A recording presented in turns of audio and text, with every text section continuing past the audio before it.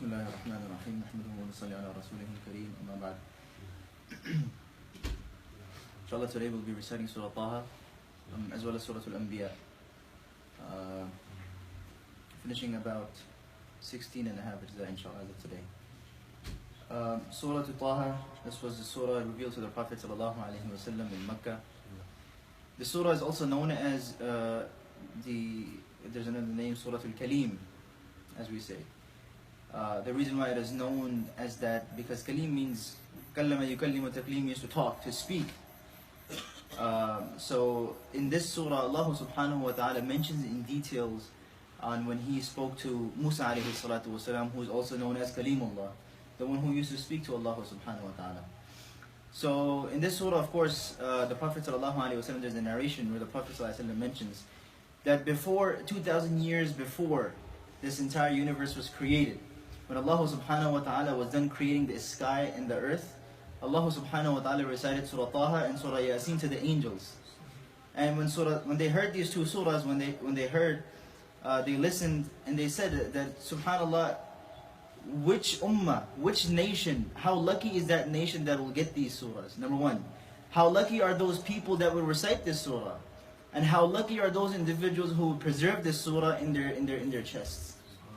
Right? So they heard this, and of course Allah subhanahu wa ta'ala in this surah talks about many things and how he gave Musa alayhi salatu wasalam his nabuwwat, his prophethood, and what Allah subhanahu wa ta'ala had blessed Musa alayhi salatu wasalam with, and what job and what task that Musa alayhi salam had, of course, going and talking to Fir'aun, a king, such a tyrant king. And amazingly how Allah subhanahu wa ta'ala had brought up Musa alayhi salatu wasalam in the palace of Fir'aun, right?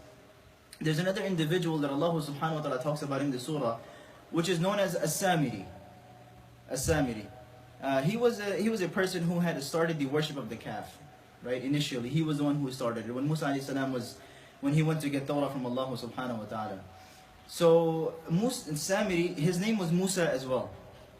And the year when Fir'aun had decreed that all the boys should be killed, when this Musa was born, basically his entire name was Musa bin Zafar. So when he was born, his mother, she of course hid him from Fir'aun, and she put him inside a cave.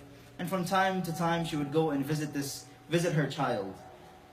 In the narration, it's written that Allah subhanahu wa ta'ala used to assist this child, this little boy, Musa, by sending Jibreel alayhi salatu wasalam.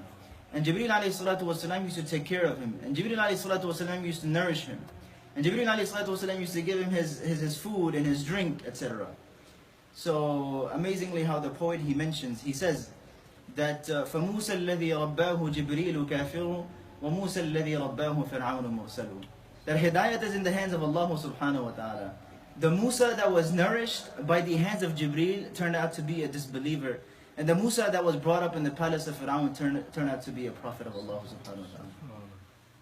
Can we imagine how great Allah subhanahu wa ta'ala is? How Allah subhanahu wa ta'ala, He is showing us His signs. In this surah, Allah subhanahu wa ta'ala also mentions a very beautiful ayah, where Allah subhanahu wa ta'ala reminds us of what we're made of. Allah subhanahu wa ta'ala says, "Minha khalaqnakum." When you're burying a dead body, and you're putting them into the ground, and before, of course, you throw the sand on them. The sunnah way of doing it is that you grab the dirt once, and then you grab the sand and the dirt once, and then when you throw it first time, you say, "Minha khalaqnakum." Allah subhanahu wa ta'ala is saying, from this we created you.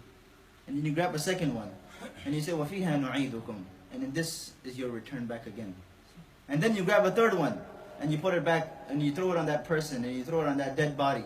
And what do you say? وَمِنْهَا نُخْرِجُكُمْ تَارَةً أُخْرَى. And from here on again, Allah subhanahu wa ta'ala will reckon you on the day of Qiyamah.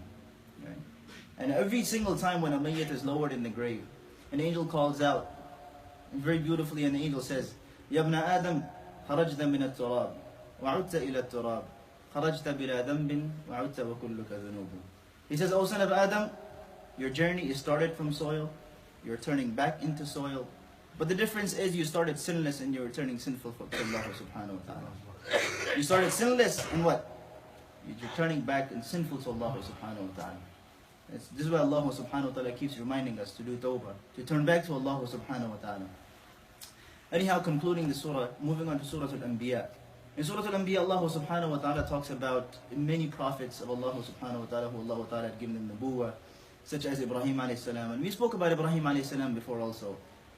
But amazingly in this surah, Allah subhanahu wa ta'ala talks about how when you, as I was mentioning before too, yesterday, Surah Al-Kahf, right? Where Allah subhanahu wa ta'ala changed the entire nizam of the universe for those individuals, for those people, for those men who took refuge inside the cave. Likewise to Ibrahim alayhi salatu wasalam also. When he told his people, when he told his parents, when he told everyone around him that there's only one ilah, there's only one Allah, and he destroyed all the idols, what did they do? They wanted to throw him into the fire. They wanted to burn him inside the fire.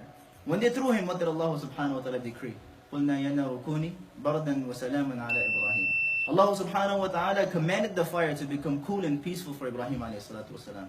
When you abide by the hukms of Allah subhanahu wa ta'ala, when you listen to Allah subhanahu wa ta'ala, Allah ta'ala will assist you from ways you cannot even imagine. May Allah subhanahu wa ta'ala give me and all of us the ability to practice upon the hukm and the ahkamat of Allah subhanahu wa ta'ala, the orders of Allah subhanahu wa ta'ala, and live our lives like the lives of Rasulullah sallallahu alayhi wa sallam and his sahaba. Subhanallah, alhamdulillah, subhanakallah, alhamdulillah, ashhadu an la ilaha illa anta astaghfiruka.